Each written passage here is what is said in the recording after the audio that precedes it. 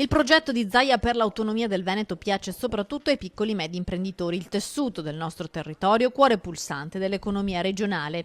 Riuscire ad avere maggiori risorse in regione significherebbe per le aziende sicuramente avere una tassazione, magari arrivare ad avere una tassazione come nelle altre regioni, però avere migliorie dal punto di vista magari burocratico. Dall'altra parte anche i dipendenti, secondo Boin, titolare di un'azienda metalmeccanica di Limena, potrebbero avere dei miglioramenti nella qualità della vita. E vediamo tutti noi imprenditori che quando comunque paghiamo le buste paga ai dipendenti ci sono tantissime detrazioni e quindi quello che rimane nelle loro buste paga è veramente poco.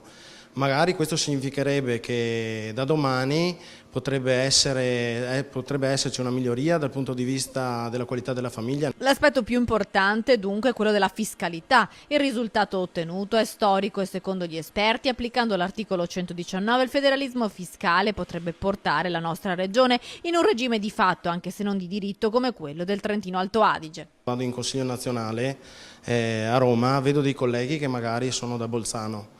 Loro hanno tutto un altro sistema, hanno una vita migliore rispetto alla nostra, perché comunque le risorse che gli restano in regione riescono a utilizzarle in modo migliore.